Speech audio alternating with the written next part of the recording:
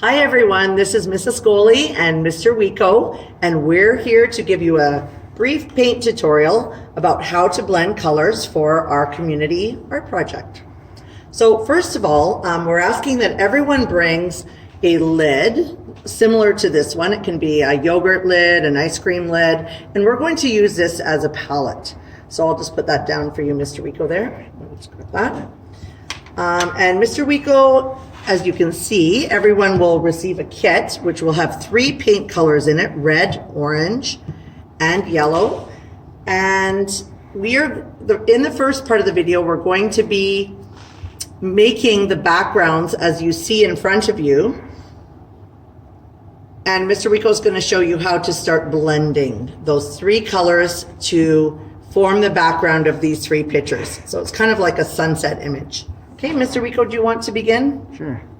Okay, so the first step is Mr. Wico has brand new brushes. So when you have brand new brushes like this, the first thing you need to do is dip them in a bit of water. And as you know, we're going to be saving the brushes for art next year. We would like to thank our PAC who kindly purchased all of these supplies for each student. And so we want to take care of these materials and make sure that when we're done with them today, we can be reusing the things that can be reused. So Mr. Wico dipped his paintbrush in the water, and this is just to prevent the bristles from kind of soaking up the paint. It's kind of a trick that painters use to help the brushes have a longer life. So he's dabbed the excess water off. Okay, and notice that he's taken the thickest of the 3 brushes. We don't want to use the smaller brushes. We'll keep those for the fine detail. Okay, and the next step is to take a small amount of each color and place them on your palette away from each other. I'll put more later. Yeah, you can put Yeah. a little dab Way more. Now, I need to tell you something about acrylic paints. Acrylic paints are not like tempera paint, which dries very, very quickly. So you need to work, oh, I totally made a blooper. Just keep going. That's all right. All right, well, going back to my point there, this type of paint dries much, much quicker than the normal paint that you would use in school, or maybe some of the paints that are in your paint sets. So we have to work fairly quickly or it will dry and we'll get different streaks across our canvas. So Mr. Wico, can you show us how you would do the blending? I'm just going to give Mr. Wico a chance here to show us his art skills. Okay, let's see what Mr. Wico's style is here. Okay, has he used all 3 colors? Well, he's used all 3 colors, but Mr. Wico, I think we need to take a look at this one here. Do you notice a resemblance from yours to the blended one I have there? Yeah, what's wrong? Well, I hate to break it to you, Mr. Wico, but I don't think that your paint skills have improved very much since elementary school, so we might have to take a different approach. So let's start again. Don't worry, we can continue on. All right, so one of the things that you need to do, maybe Mr. Wico should be rinsing your palette off, or your paintbrush off, pardon me. Okay, and you can just clear your brush. Is we're always going to start with the lightest color. So the lightest color in this case is yellow. And you need to decide if you want to start at the top or bottom. Either is fine. And let's give Mr. Wico another chance here. So Mr. Wico, first I'd like you to add a little bit more paint to your palette there, because we don't want to stop in between. And yeah, maybe like about a thumb size. That's a good size there to start with. Okay, and a little more orange, a little more red. Perfect.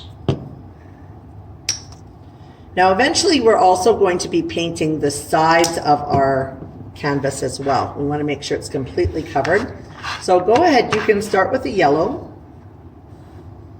Okay, so notice that Mr. Wico is putting an ample amount on, but you know, it's not dripping with paint. We want to make sure that it doesn't drip all over the place or us. So go ahead, you can start from the corner. Okay. And if you see any excess on the side, you can just kind of wipe that in there. And one thing that you want to check for is if you can still see spots of white on your canvas, that means you need to add a little bit more paint. Okay, so we don't want to, it's easier to add more than it is to remove it. That's pretty tough to do. So I like how Mr. Wico's kind of building up his yellow there. Okay, and you've much improved since your first canvas there. You're a quick learner, Mr. Wico. Should I keep going? Yeah, you can keep Okay. going. Make sure that all the corners and the sides, and we don't want a bunch of paint dripping over the edge. So we want to put it on quite evenly. And let me just pop a paper towel under your yellow there if you want to pop the canvas. Again, you can do maybe the bottom part there as well. It's gonna hurt Okay, the but of camera course here. we're not going to put it on the sides because then our hands would get all full of paint. So we can really touch that up a bit later. It's just to get rid of the big drips that are there, if there's any drips. So the bottom is fine. Now, as I said, we don't want there to be a line. If you look at the examples that students started there, the orange and yellow blend really nicely. So it's very important to get that orange blended into the yellow right away. So if you want to, you don't need to remove the yellow off your paintbrush. No need to add water or anything else. We just use the water for priming the brush. And you want to do a bit of an overlap, okay, and help blend the two colors together. Okay. So if it starts looking like very distinct stripes, that's when you want to gently move the brush over the bottom part. You might want to add a little bit more yellow to the bottom. Kind of blend the orange and the yellow together. If it looks like one solid stripe, you need to go over it a little bit more and kind of thin out the paint. That's looking really good. So you, Camera fell. That's Oh, let's okay. keep going.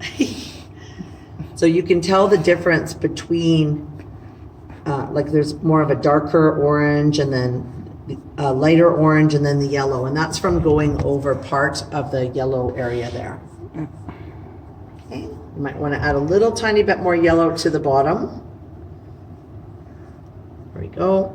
Just do one of Yeah, these. and like I said, it dries really quick. So notice that Mr. Wico is completing this so carefully.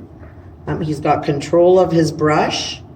Okay, but he's doing it very neatly, and he's going to check the sides as well. Okay, you want to go right to the edge of the canvas there. It's hard with one hand, isn't it, Mr. Wico, when you have the camera.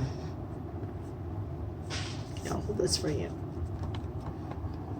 Okay, and see this part here, you want to go right to the edge there. Excellent. Okay, let's get some red on there. We're going to start on the top. So dip into the red paint. Okay, and overlap the orange just a bit. Now it's up to you how much red, orange, and yellow that you would like. But the main thing is we're not going to go back to the top of our canvas. Otherwise, all the bottom part would dry and it'd be really difficult to blend it. Okay, looking good. Okay, so now he's nicely blended it. So you see all the different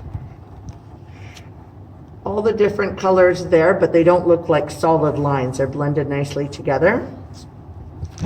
Okay, and keep working your way up. So now he's overlapped the orange and the red, so now he can do a bit more solid red near the top of the canvas.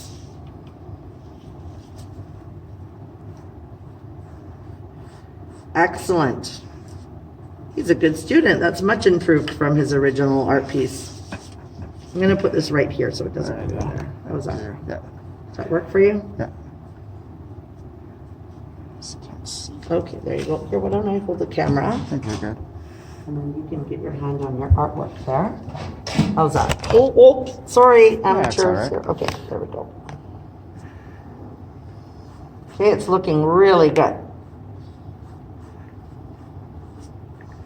Now, we are going to be putting all of the students' artwork together to make one large collaborative piece of art.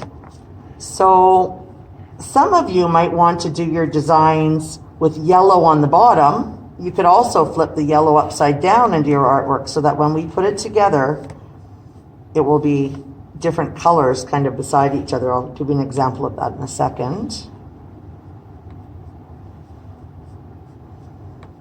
Fabulous. And then Mr. Wico's going over. We don't want any clumps of extra paint on the top. So what he's doing now is smoothing out the paint to make sure there's not a lot of excess paint at the top. Getting rid of all the extra paint, and it really makes a nice effect.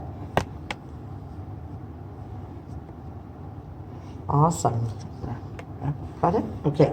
So what I was talking about is when we put them together in the NPR, we might have another one with red beside it, and that will make for a nice combination up on the wall. Okay. Now our final step is we have to paint all of the sides of our canvas.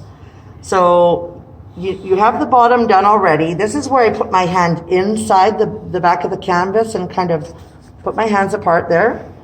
Whoops. There we go. Oh. Okay. Yeah, I have it now. Okay, there you go, Mr. Wico. Good. Yeah, and then do the sides? Yeah, and then you can do the sides. If that's tricky, you can actually lean it over and paint one side at a time. Same colors or any color? Yeah, any color is fine for this. We'll just do So we don't want to waste our paint, so let's... Okay. I'll just combine the videos. All right. So now it doesn't matter what colors are on the sides, but we want to make sure it's completely covered so that when it's up on the wall, we don't see a bunch of white space there. It's looking great.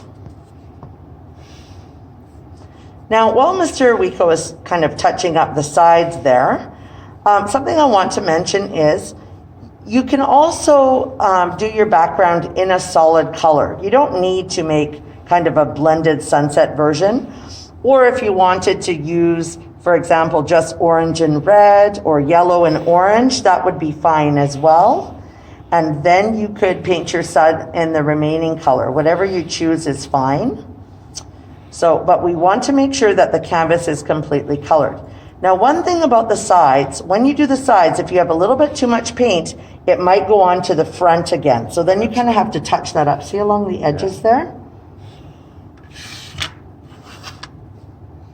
So you might have to do like a little revamp of the edges to get rid of the excess paint again.